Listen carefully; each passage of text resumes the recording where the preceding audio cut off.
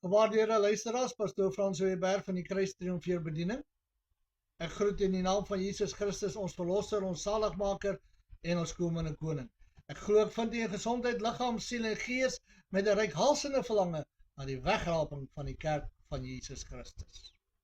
Baie dankie Here vir nog 'n geleentheid wat ons kan deel met mekaar uit die boek Judas. Ons vra dat die Heilige Gees dit vir ons oopmaak, dat ons kan hoor wat die Gees vir die gemeente wil sê. Ons loof u daarvoor in Jesus naam. Amen en amen. Die boek Judas, ons het laas by, hierdie is deel 3, ons het laas opgehou by vers 8.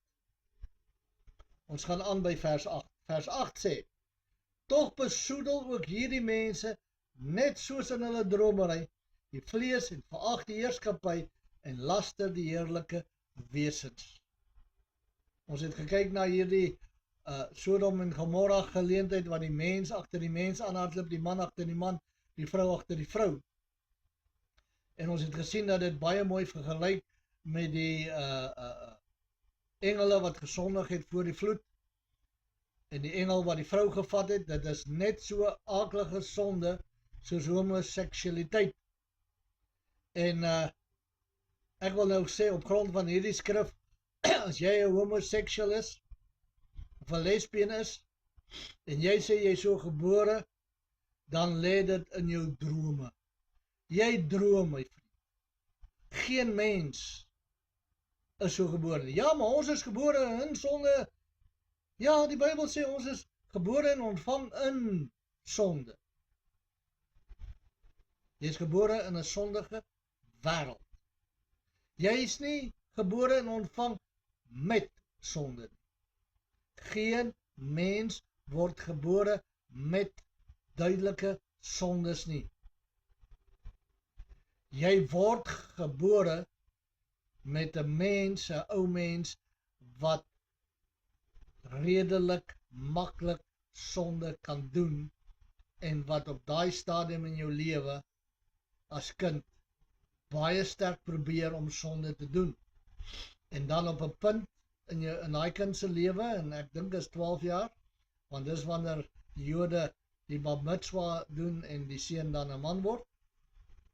Daai is dan die jare wat hy onder die bloed van Christus is. Maak nie saak die ouderdom nie, die oomblik wanneer die kind 'n versoeking kry, en hy weet in sy hart, soos hulle sê, in sy hart van harte, verstaan nooit daai ding nie, ek weet nie hoe 'n hart binne in 'n hart kan gaan nie, maar dit is seker maar die diepte van die hart. En hy weet, as ek hierdie ding steel, is dit 'n sonde. Die oomblik as hy daai ding steel, is hy onder die bloed en genade van Christus uit, en is hy 'n sondaar met 'n sondige mens wat bekering en wedergeboorte nodig het. Op daardie oomblik begin die sonde so vatplek kry, dat hy homoseksueel word, of lesbiens word, of 'n pedofiel word, diep in sy wese. Maar voor daardie oomblik, hy is nie gebore 'n pedofiel nie, hy is nie gebore homoseksueel nie, hy is nie gebore 'n lesbien nie, hy is nie gebore 'n moordenaar nie, hy is nie gebore 'n slegte mens of 'n goeie mens nie. Hy is net in 'n wêreld gebore waar daar sonde is. En op 'n stadium moet hy kies. En die mens oor die algemeen kies die sonde, en dan kom die wedergeboorte, die pad. En luister mooi, God gooi niemand in die hel nie. Die mens, die oomblik as hy sonde doen, wetend sonde doen, weet dit is nou verkeerd, dan klim hy op die pad hel toe, en as hy self op pad hel toe, en Christus is die deur, Christus is die oplossing, Christus is die rigting waarin jy moet beweeg. En dis hoekom daar is geen gebore homoseksuals, en geen gebore lesbiens, en geen gebore dronkaards. Weet jy nog 'n ding wat ek nou aan dink? En ons kan oor hierdie dinge praat, want die boek van Judas hanteer dit. Weet jy dat 'n dronkaard het nie 'n probleem met my nie? As ek vir hom sê, hoor hierso, dis sonde.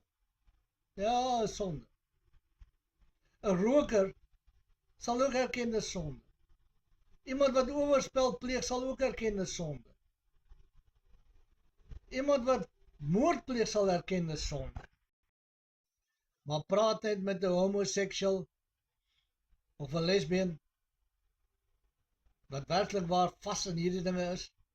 Moenie my veroordeel nie. Ek is so gebore. Dis hoe God my gemaak het. Ek is 'n Christen al is ek homoseksueel. Nee, jy is nie. Jy is van die duiwel jou vader. Maar homoseksuels en lesbiene haat die evangelie van Christus met 'n passie. Hoekom? Omdat hulle weet dis verkeerd en is duidelik teen die woord van die Here. Kom ons gaan aan. Vers 9. Toe Michael, die aartsengel met die duiwel in 'n woordestryd was oor die liggaam van Moses, het hy geen oordeel van lastering durf uitspreek nie, maar het gesê die Here bestraf jou.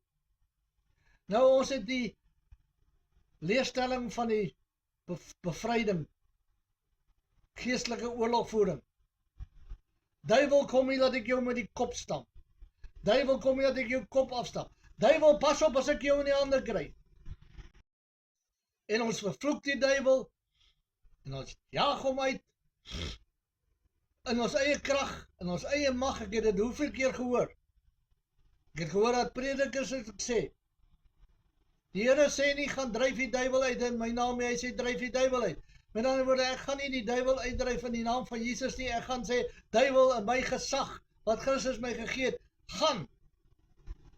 En dan lieg die duiwel vir jou, hy gaan kansdag, maar hy gaan nie regtig nie, hy is nog steeds in daai mens, jy het hom nie uitgedryf nie, want die enigste krag is Jesus Christus, die naam van Jesus Christus om 'n duiwel uit te dryf.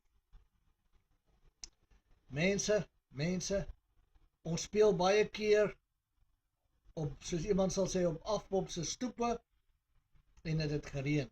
Ons kan gly. Weet jy, as jy nie 'n respek het vir die duiwel nie. En nou sê ek nie ons respekteer die duiwel soos ek my buurman respekteer, of ek respekteer die duiwel soos ek my vrou respekteer nie. Nee. Hy is 'n duiwel. Hy is die misleier van die broeders. Ek is nie bang vir hom nie. Hoekom is ek nie bang vir hom nie? Want ek is soos Michael, wat sê die Here bestraf jou. In Christus, verborge, in God, in Christus, verborge. Hy kan nie by my kom nie, tensy ek hom toelaat, deur sonde te doen. Hy kan nie aan my liggaam vat nie, tensy God dit toelaat. Hy kan nie aan my kar vat nie, tensy God dit toelaat. Hy kan nie onder hulle my huis inbring nie, tensy God dit toelaat. Maar nie omdat ek so 'n pragtige prediker is nie, nie omdat ek so 'n pragtige kindjie van die Here is nie, nie omdat ek so 'n pragtige gesalfde sterk Christen is nie. En ek weet nie waar kom ons aan die woorde sterk Christene nie. Niemand van ons is sterk Christene nie. Ons is in Christus. Hy is die sterk een. Sonder hom beteken ons niks. Buite Christus het jy nie 'n kans teen die duiwel. Buite Christus kan jy soos Michael net sê, die Here bestraf jou. Buite Christus kan die duiwel met my woer speel en met my doen wat hy wil. Maar in Christus, deur die kruis van Golgotha, is ek sy meerdere en is ek nie bang vir hom nie. Kom ons gaan aan na vers 10. Maar hierdie mense belaster alles wat hulle nie ken nie. En alles wat hulle, soos die redelose diere, op natuurlike wyse verstaan, daardeur gaan hulle ten gronde. My vriend, jy wat nie die evangelie verstaan of wil verstaan nie.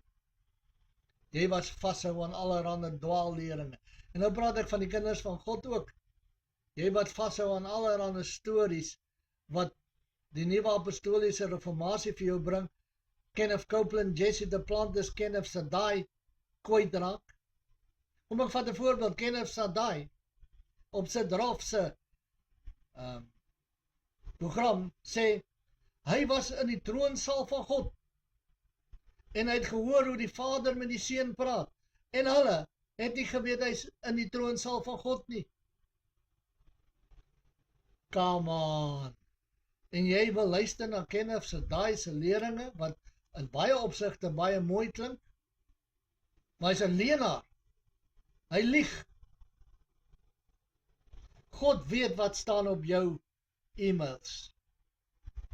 God weet wat staan op jou WhatsApp. God weet wat praat jy as jy 'n voicemail stuur. God weet wat doen jy as jy kafee toe gaan. God weet wat doen jy as jy by die huis is. Heiligmaking is nie iets, en geregtigheid is nie iets, en goddelikheid is nie iets wat uitwerk daar buite nie. Dit werk uit daar waar jy alleen is. God weet wat jy kyk op YouTube. God weet wat jy doen in die laatnagte. Maar God weet nie as jy in die troonsaal instap en hom hoor praat. Dis God lasterlik. En hierdie mense, Jesse Duplantis, God created Christ so that he can have a lot of small Christs. Sy droom en hy gaan hom in die hel laat beland as hy nie waaragtig tot bekering kom. Maar kan nie sien dat hy sal tot bekering kom nie, want hy is so vol van homself. Hy is 'n ryk prediker, hy die grootste huis. Ek dink hy het gesê 17 slaapkamers. Vir wie? Vir wie wil hy beïndruk? Hy het bloed aan sy hande. Die bloed van die gelowiges wat hy misbruik en wat hy leegtap van hulle geld. Kenneth Copeland wat, ek wil nie eers oor hom praat nie, kom ons gaan aan. Vers 11, wie hulle? Want hulle het die weg van Kain bewandel en omloon hulself in die verleiding van Biliam gestort en in die verset van Korag omgekom. Vers 12, hulle is skandvlekke in hulle liefdesmaaltye. Hulle is skandvlekke.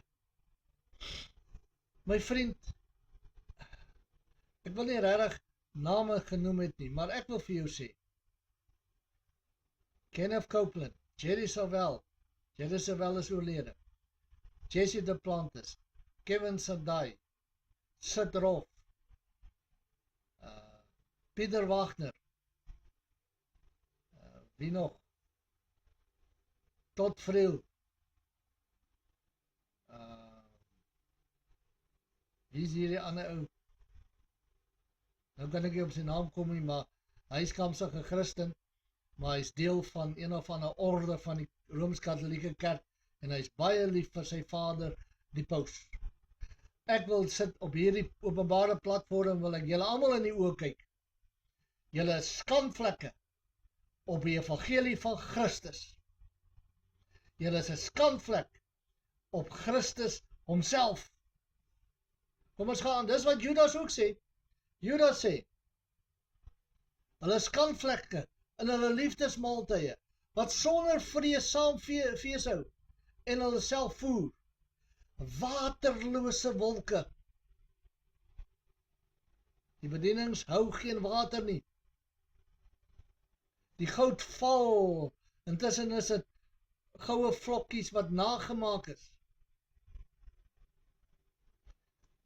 Benny Hinn, een van die grootste vredewolwe wat daar is, en dan kan ek sê, almal van hulle kom van Kenneth Copeland, Kenneth Hagin, en nou gaan daar mense wees wat met my klippe gooi.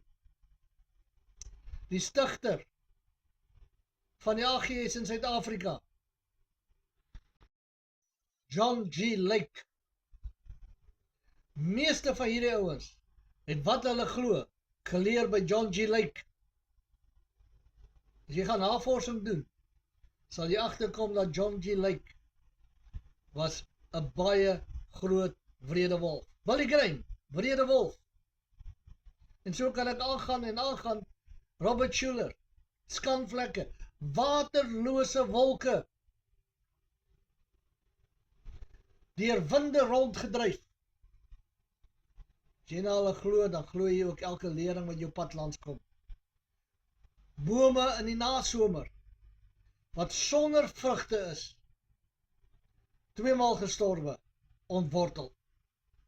Daai ouens het nie vrugte wat by die bekering pas nie. Daai ouens het nie vrugte wat gesond is nie. As jy die vrug van hulle bediening eet, dan gaan jy siek word, jy gaan doodgaan. En baie volgelinge gaan hulle geloof verloor en saam met hierdie mense in die hel beland. Moenie dink, daar's 'n leerstelling wat sê eenmal gered, altyd gered. Maar dit is nie waar nie. Eenmal gered, altyd gered, as jy gered wil bly.